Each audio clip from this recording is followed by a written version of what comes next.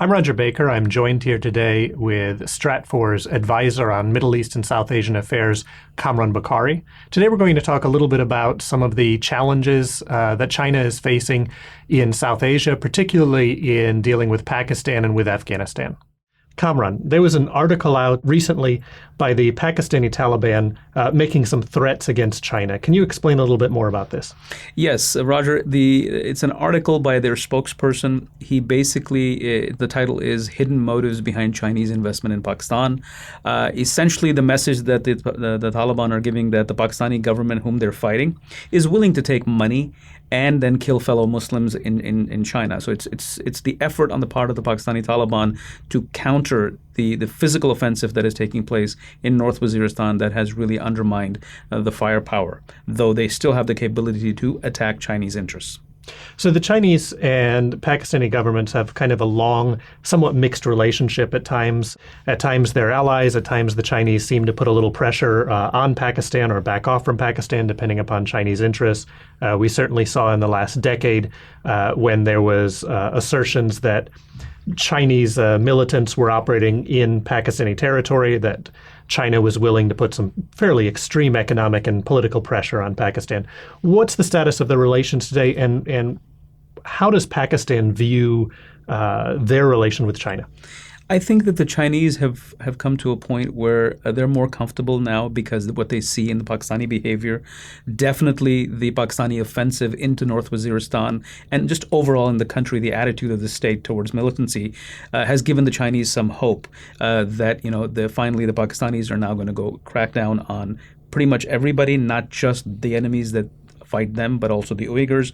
From the Pakistani point of view, China is the only sort of foreign ally they have after the souring of relations with the United States, though, the hemorrhaging of those relations with the United States has stopped, but it's not really revived. So they're looking at China as sort of, the quote-unquote all-weather friend, and they want to enhance on that. So they're going out of their way to assure the Chinese that, yes, we are going to take care of the threat from groups like ETIM and other offshoots of Uyghur jihadists, and they need the help. They need the financial help to rebuild their economy. To what extent the Chinese are willing to do that, it just remains to be seen. Afghanistan, Pakistan, these are becoming more important in some ways to China. China's built a lot of its energy security, a lot of its future economic security on these ideas of connections through Central Asia to Europe. The Iron Silk Road, the energy corridor, these are not necessarily areas that are going to fully supply China with their needs or with their export, but what they do is they give China the ability to mitigate some of the risk that they see in the maritime environment where they feel particularly threatened in their extensive supply lines.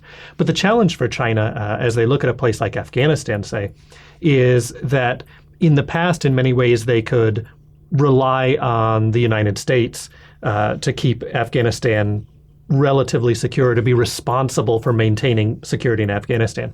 With the U.S. pulling out of Afghanistan, reducing its presence, the Chinese are having a very difficult time trying to figure out what is their foreign policy going to be in Afghanistan.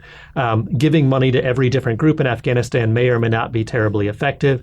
They don't necessarily see a strong centralized government emerging in Afghanistan. What are some of the options that we see China both pursuing and that they may have a greater capability with?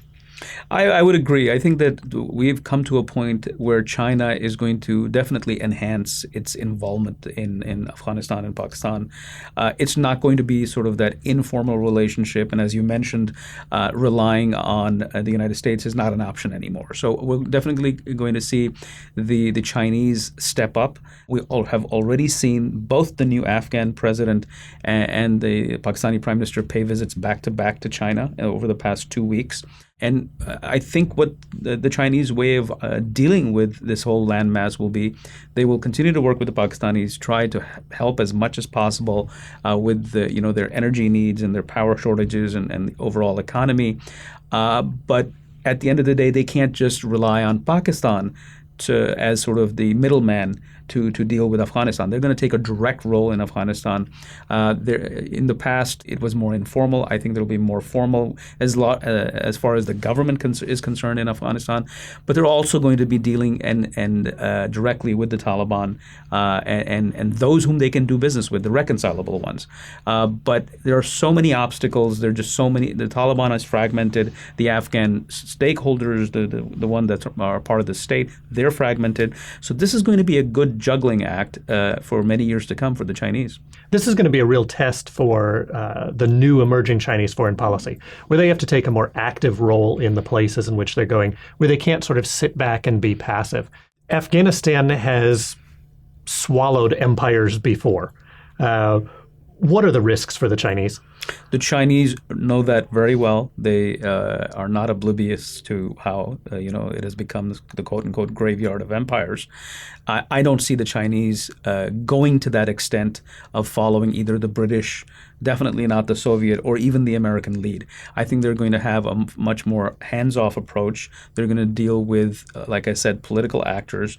They will also have to work with other parties that are interested in the future of Afghanistan, particularly the Iranians, and they have a relationship with the Iranians, which I think they will be able to leverage. India has a relationship with the same set of actors inside the Afghan government that the Chinese will be working with. So somehow the Chinese will have to work with New Delhi on that. There may be some stepping on each other's toes. And then, of course, the Central Asian stans, Turkmenistan, Uzbekistan, and Tajikistan. And so they will have to work with them as well. And definitely the various ethnic communities, the rival factions. I mean, it's not just Taliban and anti-Taliban. The Afghan state is bifurcated. We have a president and a CEO. So CEO because they don't have, their constitution doesn't allow for a formal prime minister. But the point is that you're dealing with a highly fragmented polity, and if it can be called a polity. So the Chinese will have to work really hard, and this is not something they've done before. So it's going to be really interesting to watch this unfold as the years roll on. Thank you, Kamran. This is definitely something we're going to have to continue to monitor and watch and see how the Chinese evolve into this new role. For more on this and other topics, please visit stratfor.com.